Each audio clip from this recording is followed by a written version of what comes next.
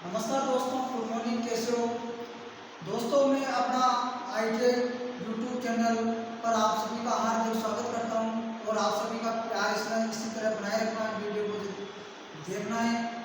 तो दोस्तों, आज लेके आया हूं आपके लिए स्पेशल कैपेसिटर प्रेरण मोटर। कैपेसिटर प्रेरण मोटर कहाँ यूज होती है, कहाँ यूज नहीं होती है, कितने प्रकार की होती है। और दोस्तों, ये सिंगल फेज के अंदर आती है। किस फेज के अंदर आती है? सिंगल फेज सप्लाई के अंदर चलने वाली मोटर होती है कैपेसिटर प्रेरण मोटर। आज का टॉपिक है अपना कैपेसिटर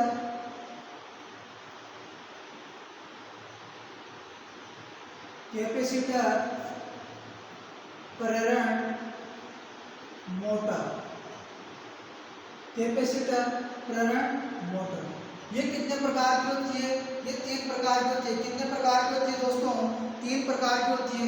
सबसे पहले होती है आपकी कैपेसिटर स्टार्ट मोटर। कौन सी मोटर? Capacitor start motor. दूसरी मोटर होती है स्थायी कैपेसिटर मोटर। कौन सी? स्थायी कैपेसिटर मोटर। और तीसरी होती है कैपेसिटर स्टार्ट मोटर और एंड कैपेसिटर रन मोटर। यानी कि कैपेसिटर प्रेरण मोटर कितने प्रकार की होती है? 3 प्रकार की। कितने प्रकार की होती है? 3 प्रकार की होती है। तो आपको पता होना चाहिए कैपेसिटर का उपयोग क्यों करते हैं? एक फेज को, क्योंकि जो आपकी सिंगल फेज सप्लाई होती है, सिंगल फेज सप्लाई के अंदर यानी कि एक फेज आता है और अपन को घूमने वाला चुंबकीय क्षेत्र उत्पन्न करने के लिए कम से कम कितने फेजों की आवश्यकता होती है? 2 फेजों की। यानी कि सीधी सी बात है कि अपनी एक सिंगल फेज पर मोटर स्वयं स्टार्ट नहीं होती है, उसको सेल्फ स्टार्ट बनाने के लिए कम से कम 2 फेजों की आवश्यकता होती है। एक तो अपने पास जो सिंगल फेज होता है, एक फेज प्राप्त होता है। दूसरा फेज बनाने के लिए अपन को उसके अंदर जोड़ के अपन कैपेसिटर का यही कार्य होता है कि एक फेज को 2 फेज में बांट देना। किसका कार्य होता है? कैपेसिटर का कार्य होता है एक फेज को 2 फेज में बांटने के लिए मोटर के अंदर कैपेसिटर लगाया जाता है। क्योंकि सिंगल फेज सप्लाई के अंदर घूमने वाला यानी रोटेटिंग मैग्नेट, घूमने वाला चुंबकीय क्षेत्र उत्पन्न नहीं होता है। घूमने वाला चुंबकीय क्षेत्र पैदा करने के लिए कम से कम 2 फेजों की आवश्यकता होती है। कितने फेजों की आवश्यकता होती है? 2 फेजों की। लेकिन अपन पढ़ रहे हैं स्पेशल कैपेसिटर प्रेरण मोटर यानी कि संधारित्र। कैपेसिटर को बोलते हैं दोस्तों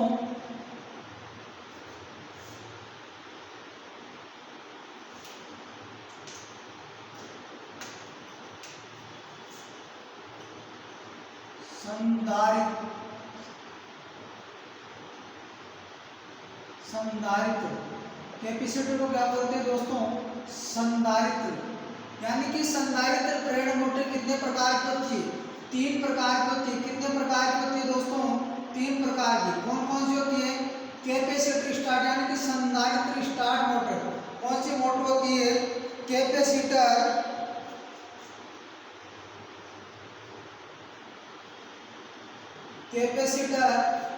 स्टार्ट मोटर। दूसरी होती है स्थायी कैपेसिटर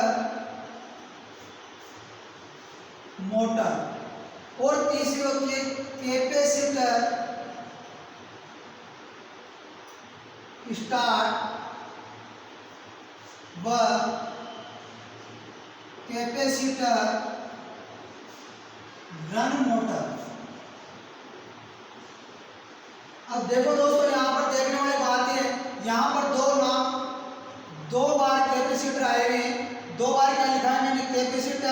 कैपेसिटर।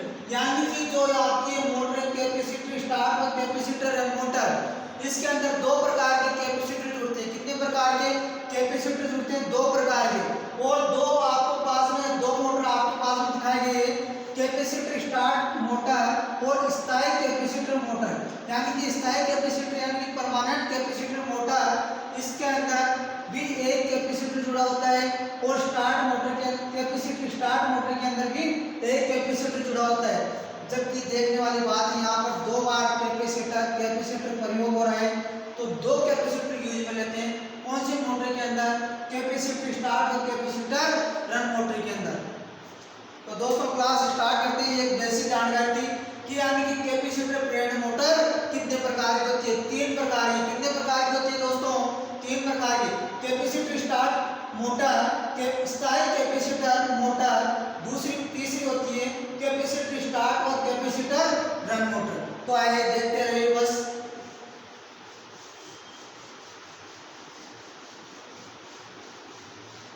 ये तो थी आपकी कैपेसिटर प्रेरण मोटर की बेसिक जानकारी। तो एक और बात बता दूं, जो आपका इसके अंदर घूमने वाला भाग क्या होता है? रोटर होता है। और स्थिर रहने वाला भाग क्या होता है दोस्तों? मोटर कोई सी ले सकते हैं अपन।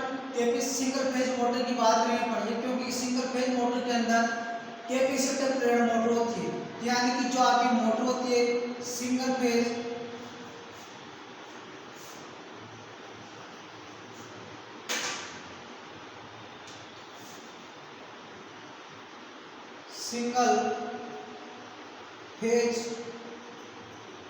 मोटर। दोस्तों जो आपकी सिंगल फेज मोटर है उसके अंदर टॉपिक चल रहा अपना कैपेसिटर मोटर, यानी कि संधारित्र मोटर। संधारित्र मोटर के अंदर क्या क्या भाग होते हैं दोस्तों? एक भाग होता है आपका घूमने वाला, एक भाग होता है घूमने वाला, एक भाग होता है आपका घूमने वाला, दूसरा होता है स्थिर रहने वाला भाग। दो भाग होते हैं, एक तो आपका घूमने वाला भाग, दूसरा होता है स्थिर रहने वाला भाग। जो आपका स्थिर रहने वाला भाग होता है दोस्तों उसको बोलते हैं स्टेटर। क्या बोलते हैं? स्टेटर। घूमने और स्थिर रहने वाले भाग को बोलते हैं स्टेटर, और घूमने वाले भाग को बोलते हैं दोस्तों रोटर। क्या बोलते हैं? रोटर। जो आपके स्थिर रहने वाला भाग होता है स्टेटर। क्या होता है? स्टेटर। स्टेटर पर दो प्रकार की वाइंडिंग होती है दोस्तों। स्टेटर पर क्या होती है? दो प्रकार की वाइंडिंग, यानी कि दो प्रकार की वाइंडिंग क्या होती है दोस्तों? दो प्रकार की वाइंडिंग होती है। एक तो होती है आपकी रनिंग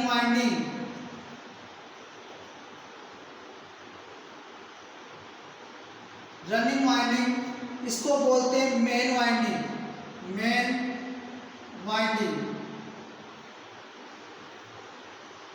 दो प्रकार की वाइंडिंग होती है।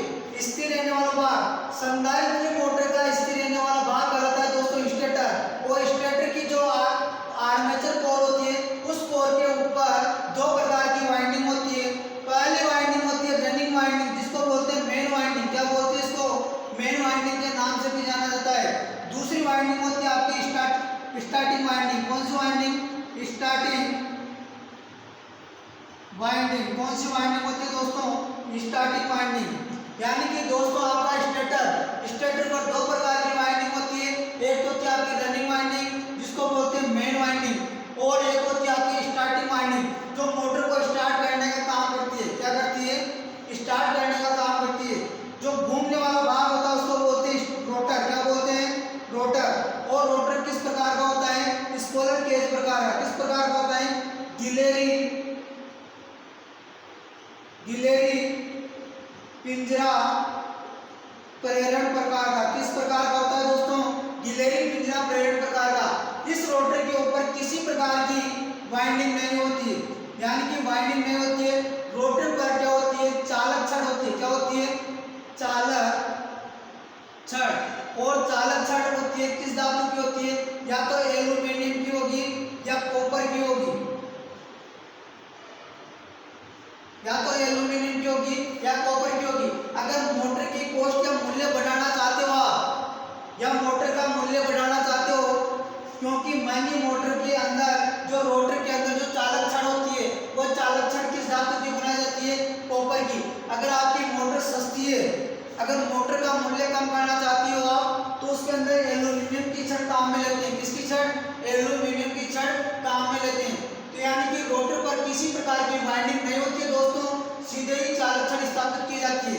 जो आपका स्टेटर भाग यानी कि स्थिर रहने वाला भाग होता है स्टेटर। स्टेटर पर दो प्रकार की वाइंडिंग होती है, रनिंग दोनों वाइंडिंग, स्टेटर पर दोनों वाइंडिंग 90 डिग्री के फेज कोण पर, 90 डिग्री के फेज कोण पर स्थापित करते हैं, फेज कोण पर स्थापित करते हैं। कितने डिग्री के एंगल पर स्थापित करते हैं? एग्जाम के अंदर आपसे पूछा जाएगा कि सिंगल फेज मोटर के अंदर वाइंडिंग कितने डिग्री के एंगल पर की जाती है? 90 डिग्री के एंगल पर। कितने डिग्री के एंगल पर? 90 डिग्री के एंगल पर की जाती है दोस्तों। और जो सिंगल फेज मोटर के अंदर संधारित्र मोटर, संधारित्र मोटर के अंदर संधारित्र क्यों प्रयोग किया जाता है? क्योंकि आपकी जो सिंगल फेज सप्लाई पर मोटर को घूमने वाला यानी मैग्नेट उत्पन्न करने के लिए एक फेज को दो फेज में बांटने के लिए प्रयोग करती है। तो दोस्तों समझ में आया होगा। अब इसकी बात करेंगे अपन, यह मोटर की वर्किंग थी, चाहे मोटर को स्थिर कैपेसिटी स्थायी कैपेसिटर मोटर या कैपेसिटर स्टार्ट मोटर या कैपेसिटर रन मोटर या कोई सी भी मोटर ले लेना, उसके अंदर यह वर्किंग होगी। सबसे पहले जो मोटर स्टार्ट करनी है अपन, कैपेसिटर स्टार्ट मोटर।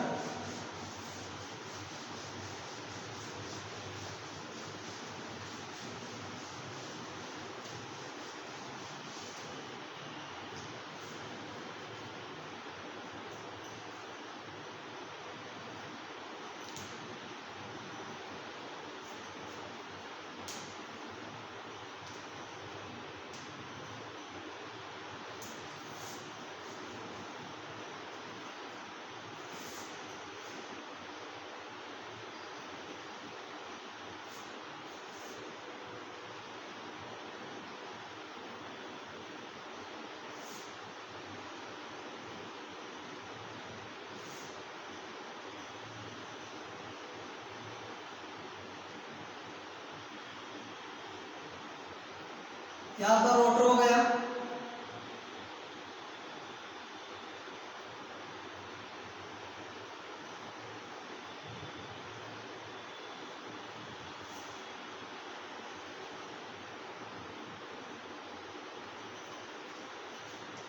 यानी कि जो मोटर होती है, मोटर के अंदर दो प्रकार की वाइंडिंग होती है। एक तो होती है रनिंग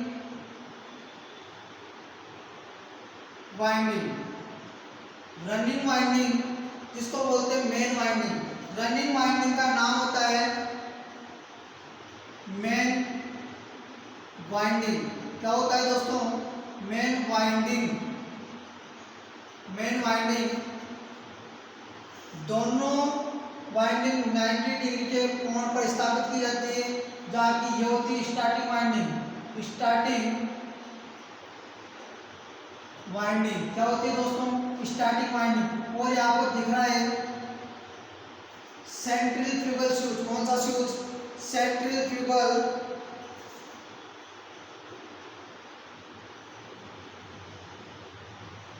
सेंट्रीफ्यूगल स्विच। इसकी वर्किंग क्या है ये भी बताऊंगा। पहले इसकी मोटर की आप क्या देखते हैं, यहाँ आपको दो पॉइंट मिल रहे हैं। यहाँ से इसको देंगे अपन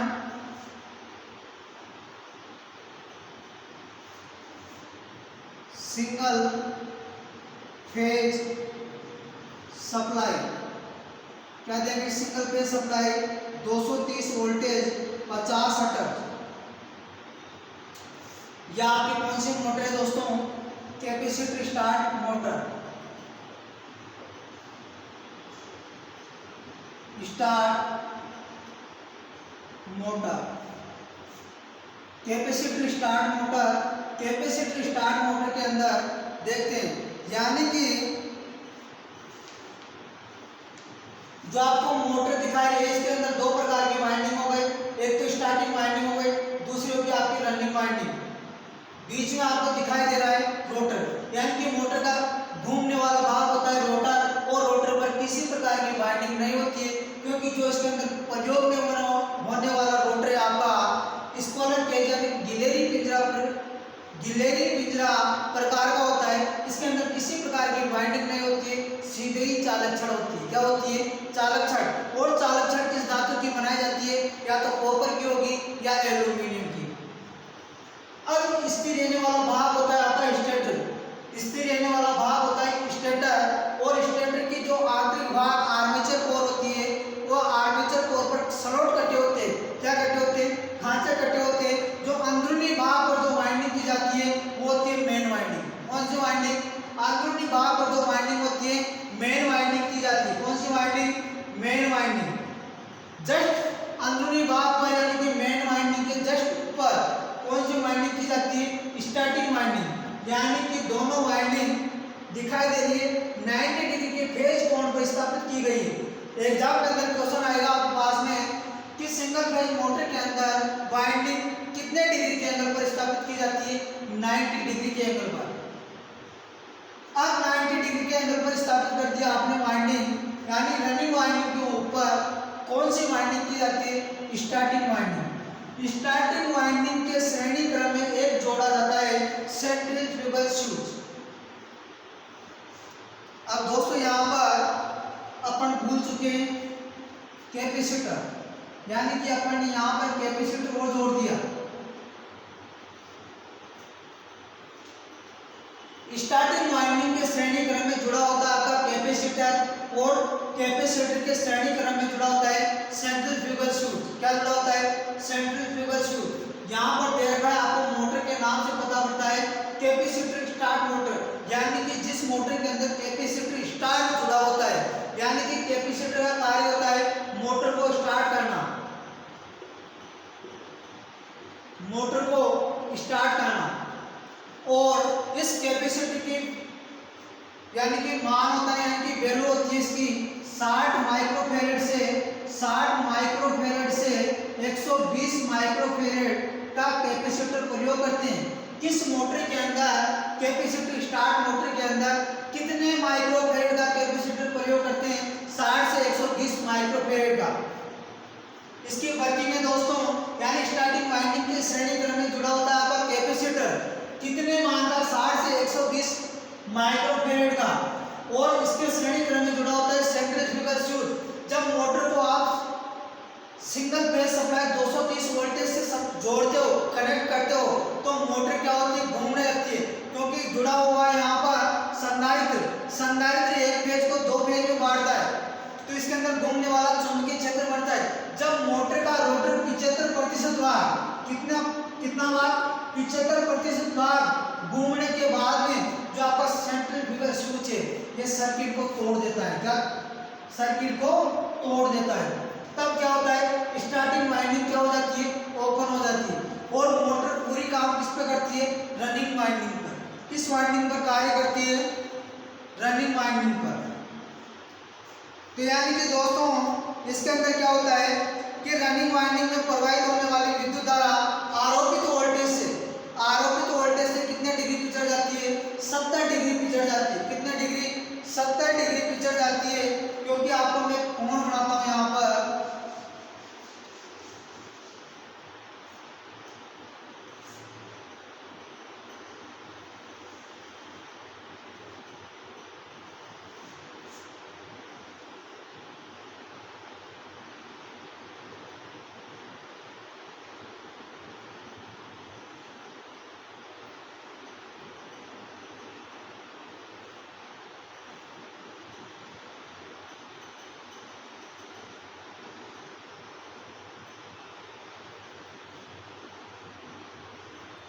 यहाँ पर क्या हो रहा है दोस्तों?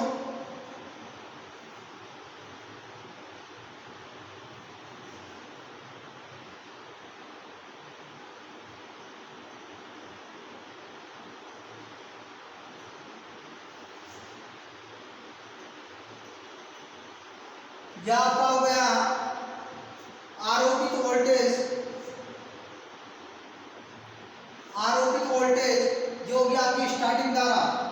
ये स्टार्टिंग धारा हो गई, ये मेन धारा हो गई IM, और ये आपका हो गया धारा यानी कि I। यहां पर क्या होता है? जब स्टार्टिंग के समय, जब मोटर स्टार्टिंग के समय यानी रनिंग वाइंडिंग में से बहने वाली धारा आरोपित वोल्टेज से कितना डिग्री पिछड़ जाती है? 70 डिग्री पिछड़ जाती है। यानी कि 70 आरोपित वोल्टेज से रनिंग वाइंडिंग में बहने वाली धारा स्टार्टिंग के समय रनिंग वाइंडिंग में बहने वाली धारा आरोपित वोल्टेज से कितना डिग्री पिछड़ जाती है? 70 डिग्री, यानी कि 70 डिग्री पिछड़ जाती है, यानी कि पश्चिमगामी। कितना डिग्री? पश्चिमगामी हो जाती है 70 डिग्री। ये आपको दिखाई दे रहा होगा पूरा का पूरा एंगल कितना डिग्री का है? 90 डिग्री का। कितना डिग्री का है? 90 डिग्री का है। अब इसके बाद में क्या होता है दोस्तों? इसके बाद में क्या होता है? स्टार्टिंग वाइंडिंग के श्रेणी क्रम में जुड़ा, स्टार्टिंग वाइंडिंग के श्रेणी क्रम में जुड़ा क्या जुड़ा हुआ है? कैपेसिटर।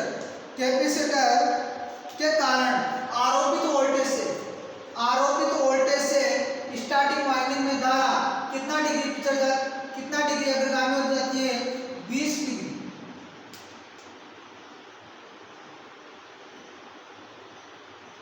20 डिग्री। और दोनों वाइंडिंग के मध्य कोण कितना डिग्री का हो गया? 90 डिग्री का। तो समझ में आया होगा ये वर्किंग, यानी दोनों वाइंडिंग के मध्य फेज अंतर पैदा हो जाता है। कितना डिग्री का? 90 डिग्री का फेज अंतर पैदा हो जाता है दोस्तों, क्योंकि आरोपित वोल्टेज से 20 डिग्री अग्रगामी स्टार्टिंग वाइंडिंग के अंदर धारा होती है और आरोपित वोल्टेज से 70 डिग्री पश्चिमगामी धारा किसमें बहती है? रनिंग वाइंडिंग में। दोनों वाइंडिंग के मध्य 90 डिग्री का फेज कोण स्थापित हो जाता है और मोटर वर्किंग करना लग जाती है, यानी कि मोटर घूमना लग जाती है। घूमने के बाद में क्या होता है? मोटर का 75% भाग घूमने के बाद में लगा आपका सेंट्रीफ्यूगल फ्लूइड परिपथ को तोड़ देता है, भंग कर देता है यहाँ से। तो यानी कि ये सर्किट ओपन हो जाता है किस वाइंडिंग का? स्टार्टिंग वाइंडिंग का। और मोटर काम करती है आपकी रनिंग वाइंडिंग पर। किस वाइंडिंग पर कार्य करती है? केवल आपकी किस वाइंडिंग पर कार्य करती है? मेन वाइंडिंग यानी रनिंग वाइंडिंग पर। और इस मोटर का टॉर्क क्या होता है? उच्च होता है। मोटर का टॉर्क क्या होता है? उच्च होता है। और इस मोटर का विशेषता की बात करूंगा मैं, इसका टॉर्क की बात करता हूं मैं, यानी कि टॉर्क होता है इसका टॉर्क उच्च प्रकार का।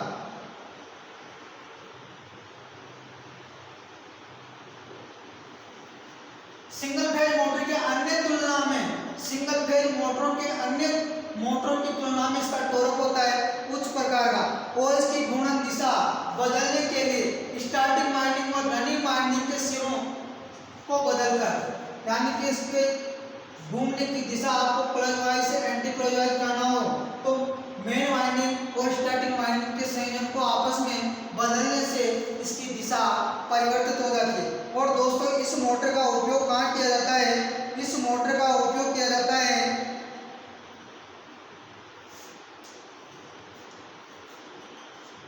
कंप्रेसर, वॉशिंग मशीन, यानी कि इस मोटर का उपयोग की बात करेंगे।